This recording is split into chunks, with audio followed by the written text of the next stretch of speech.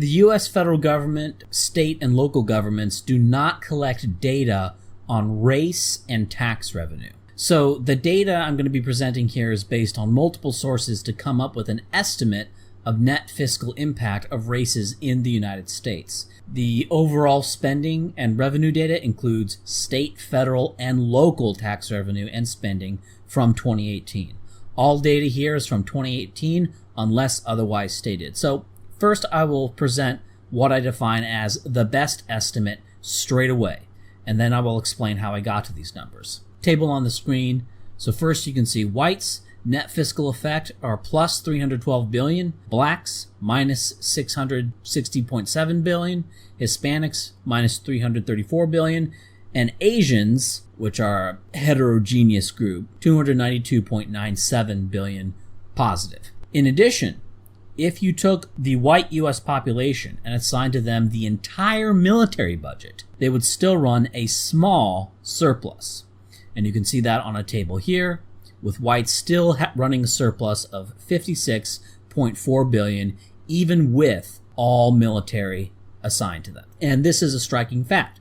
Whites in the US would be just barely running budget surpluses even if all of the current military spending in absolute terms of the current US federal government is assigned to whites. And as you will see, this takes into account the high Medicare and Social Security use of whites as well. So, how did I come to this? Well, we don't have direct data on tax revenue by race from the federal government. However, there are private organizations that calculate tax revenue by income brackets, and you can see that here. And we also have government data on race and income bracket by roughly these brackets. They don't have the top 1%, but we can look at the top 5% distribution by race. So with these two pieces of data, wonderful. With this, we can estimate how much each race pays in taxes based on their percentages within each income bracket. And so here we have the total revenue estimated based on non-interpolated, I'll get into that, income bracket placement by race. Now you may be looking at this and go, wait a minute, aren't these numbers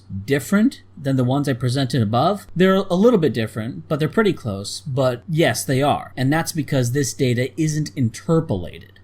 The problem here is that if you look at the income distribution, bracket distribution by race, these are very large chunks. And we get the average proportions within each bracket, but we don't see the effects of, say, at the 1 percentile, the 86 percentile, etc. And so what a linear interpolation does is just filling in the gaps between the known and unknown data.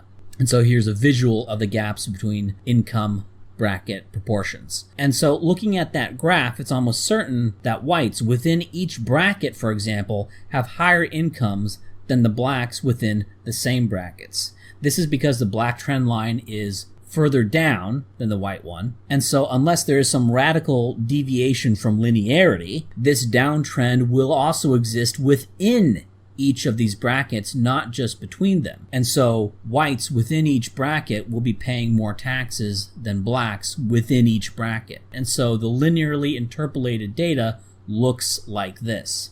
So by doing this, we get much more granulated estimates. And again, so as long as there's not a radical deviation from linearity between these points, this will give us a more accurate idea of tax revenue in the US. And so by this method of a linear interpolation, the racial disparities in income tax revenue are increased somewhat, as you can see here. And there's also an article linked in the description where you can just compare the tables at your leisure. And these results were smaller than I expected. Now, from here on, I'm just going to be using the interpolated revenue estimates, but as you'll see, the main conclusions and the big picture don't change very much.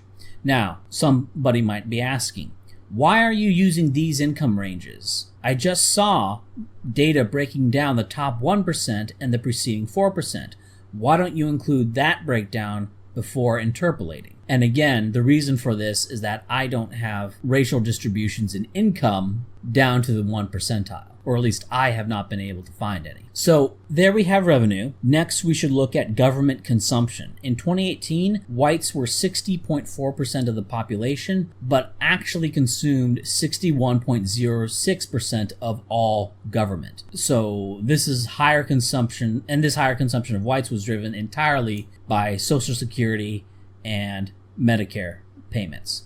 So whites actually use slightly more government than their proportion. You could remove Social Security, both the taxes and the revenue, from this equation, but since whites pay a similarly proportionate share of Social Security taxes, the effects of doing this are going to be negligible. And the reality is that Social Security is a form of welfare anyway. It's just paid for by taxes. The trust fund is bankrupt. It's reliant on tax revenues, so it is functionally just another tax and spend welfare program, regardless of what some politicians in the past said it would be. It doesn't matter how you sort of define it or draw boxes around things. At the end of the day, people pay taxes. Social Security is just another tax. And then money goes back. Money goes back in the form of Medicare, Medicaid, income security, unemployment benefits, and Social Security. In addition, things like roads, defense, administration, the DMV, all of this I assume to be equally used by members of each race. Now, the government functions I identified as variable government, that they would likely vary between the races, are these: law courts, police, prisons, public transit, welfare, Social Security, Medicare, and Medicaid. And these are the budgets of the government services and their usage by race, sources in the description. How I came to the conclusion of usage by race. For law courts, police, and prisons, that was fairly simple. I just looked at the prison population. Because to go to prison, you're getting arrested by a cop, and you're going through a court. And there may be some differential between individuals, how much court they use, how much police has to be used to send them to prison. But over millions of people, I assume it just washes out between the races, and we can just use the prison population as a proxy for how much each race is using the law courts, police, and prisons. Now, usage of cops, courts, and prisons by blacks may be seen as unfair because it's not necessarily a real service to blacks. However, this video is not about actual benefits to groups. It's about the fiscal impact of groups. And kind of like with education, the brute fact is that blacks are costing more money by overloading these government agencies, fairly or unfairly, whether they want to or not. That's a discussion for another time. This is simply about the brute financial costs. And so we can convert these percentile numbers into absolute numbers based on the budgets of each of these items. And you can see that here. And with this data, we can come up with assignment of government usage by race based on variable and then what I call equal government. And so here we have the fiscal impact with variable government and equal government breakdowns. And so from this, we see that whites, despite constituting 60.4% of the population, make up 62% of variable government spending. And again, this is driven by Social Security and to a lesser extent by Medicare. The Social Security numbers also take into account SSI payments, which whites take proportionately less of. And this dampens how much whites overuse Social Security a little bit compared to other races. Whites use Social Security at a higher rate, and they also have more benefits per person. But SSI transfers almost exactly offset the higher Social Security payout per person that whites use. And the result being that the total amount of money each race gets corresponds almost exactly with just the number receiving benefits. I don't know if this is just some giant coincidence or if this was by design. And so with all these pieces in place, we can finally look at the fiscal effects of each group. And this is the fiscal impact of racial groups in the United States. This is the table I showed at the beginning, but I'll show it again. However, say blacks, Hispanics, and Asians, who are substantial contributors to the budget deficits or help reduce the budget deficit, as in the case of Asians, say they didn't exist in the U.S., that the U.S. was just white people. Well, first off, the amount of income earned by whites in the U.S. would probably be about the same. This is based on there being no relation to the percentage of non-whites in a state and the income of the whites in that state after adjusting for cost of living. And so we can look at white median real income in 2017. Again, this is from 2017 because it's the most recent data I could find, not 2018, by state and percentage white. And at least in 2017, there was no relation. Now, just as an aside, an all-white U.S. would be a more rural U.S., and this is sort of my justification of the cost of living adjustment here. So while the nominal GDP of this country would be right at about 14 trillion, the real GDP would be about 14.7 trillion in terms of what those dollars could purchase versus what current U.S. dollars could purchase, which is to say it's about 5% more, i.e. the dollar would be stronger because white people get more for their dollar because white people more often live in rural areas. And so if blacks, Hispanics, and Asians didn't exist in the U.S., the dollar would be stronger, which isn't necessarily a good or bad thing in and of itself. Right, there are costs and benefits to a strong or weak currency. And while this is irrelevant to current fiscal impact, since federal budgets are done on purely nominal terms, right, you pay taxes based on how many dollars you earn and other factors, regardless of how much you can get with those dollars.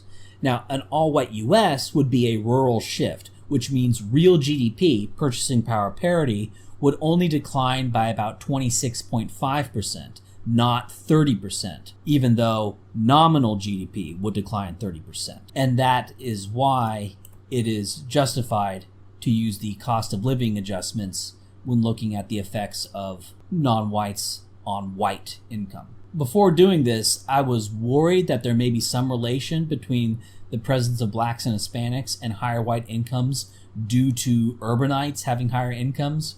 This is also true in 90+% white cities in Europe as well. Like the whites in the cities make more than the whites in the countryside in cities that are almost entirely white anyway. And so I was worried that I have to point out that we don't know if it's causal because it could just be the effects of urban incomes. But luckily, there is no relation, thank goodness, and so this isn't even an issue that we have to deal with. But the point is that there is no boost to white incomes by the presence of blacks and Hispanics, or as far as we know, Asians. Some white people gain from having, cheap labor, some lose, but on balance the effect is nil, which means it is appropriate to simply add and subtract the fiscal impact of these groups in sort of a hypothetical. Of course, in the real world, if all Hispanics, blacks, and Asians were just instantly, disappeared from the current U.S., there would be enormous economic problems because the economy would have all these holes constituting about 40% of the labor force. I'm simply saying that this is approximately what the U.S. economy would be like if those people were never in the U.S. at all and the economy developed with just white people. It would be smaller, but wealthier per person. Real estate would be about 30% cheaper, right? Given that 30% of the purchasing power has been disappeared, but there's still just as much land, and so land would presumably be that much cheaper, 30% cheaper, and rent would presumably also be roughly 30% less. It would be much less crowded, working class wages would be higher, and the wealthiest wouldn't be as wealthy due to not having as much cheap labor. Wage labor, the working class would be in a better bargaining position because there's less of them, because whites have a higher capital to labor ratio than blacks or Hispanics. The U.S., in short, the U.S. would look a lot more like Denmark. So let's look at the budget of white America. I don't for a moment believe white America would spend less on military in absolute terms than it does today, since all racial groups in the U.S. about equally favor the military spending, right? Militarism in the U.S. is a pan-racial attitude. So would white America still run a balanced budget even if military spending was maintained at the same absolute level, not the same relative level, the same absolute level? It's about 800-something billion. And the answer is yes. Put in the current military budget as it stands. Everything else was reduced proportionately to the white population for the equal government, and the variable government was reduced as defined previously, but just keeping the military, not reducing it at all, whites would still be running a budget surplus. But there's even more to this. In 2018, interest payments on the national debt were $433.7 billion. If blacks and Hispanics didn't exist in the US, say starting in 1950, based on current information, there would be a smaller national debt and thus lower interests today. Obviously, some of that debt was a function of World War I, World War II, and the New Deal, so it's not like there would be no national debt in white America. But it would be less to some degree that I haven't quantified. Just as an experiment, because a lot of people may have problems with my interpolation thing or my breakdown of government usage, let's see how much these results, with all the work I did and all the breakdowns I did, how much they differ from a much simpler method of just assuming equal government for everything, no breakdowns for welfare, public service, or Social Security, and just assume each race uses government at the same rate, and then use the non-interpolated data on tax revenue. Don't make any assumptions about what's between the bars, just, weight the bars in kind of a dumb grug line. So this is what I call the grug analysis that assumes equal government and non-interpolated revenue. And the results are fairly similar. Hispanics come out looking, a bit worse, and whites and Asians come out looking quite a bit worse. And whites come out looking a little bit worse. Blacks come out looking a little bit better. So, all of my deeper analysis actually doesn't yield results meaningfully different from just using non-interpolated tax revenue and then just assuming equal government usage for everyone. So, it's telling that even with this debt that was, in part, accrued by deficits caused by blacks and Hispanics, white America would still be running a budget surplus while not cutting the military 1 cent. And while Asians substantially contribute to the budget, they are not necessary for balanced budgets. Whites can do that on their own, even with whites' bloated military budget, even with bloated white usage of Social Security benefits and Medicare. Even with all that taken into account, whites still, for all their foibles, would be running a surplus. So to all the conservative deficit hawks who say we need to run balanced budgets, well, I have news for you. We already are. We, as in white people, already are. The entire budget deficit, along with some proportion of the national debt itself, is a function of black and Hispanic populations. The net effect of these two populations, even after taking away all military spending assigned to them, costs the U.S. $822.5 billion per year. Keep in mind that some proportion of black and Hispanic incomes itself comes from blacks and Hispanics in the military. So more of these people means this number goes up. It is very expensive to have these people in your country, and countries made up entirely or almost entirely of these people have constant financial problems. Discussions about Hispanic countries center around debt, currency devaluations, the IMF, and African countries also center around those same things, but they also have, in addition, African countries have lots of discussions about foreign aid and emergency relief, the same kinds of discussions that you have with blacks in the U.S. Okay, that's what countries made up entirely of these people look like. And it doesn't matter if their constitution is virtually a carbon copy of the United States', as in the case of Liberia. It doesn't matter. Or if they went to U.S. schools, or if they're in France or the U.K., okay? For example, blacks have similar fiscal impacts in France and the U.K. as well. Whenever you interact with these people, within a country or internationally, it's going to cost you lots and lots of money. It's going to cost you trillions. And while I'm one of those horrible people who thinks these differences are down to genes, right? That's the most parsimonious explanation for these things transcending time and space. All throughout history, this was true. And in all countries, this is true. Fine, you don't want to believe that. Okay, well, practically speaking, it's still irrelevant because it has proven to be unchangeable. We have not been able to change this fact thus far. And this is why immigration needs to be stopped. Not legal, illegal, any of that stuff.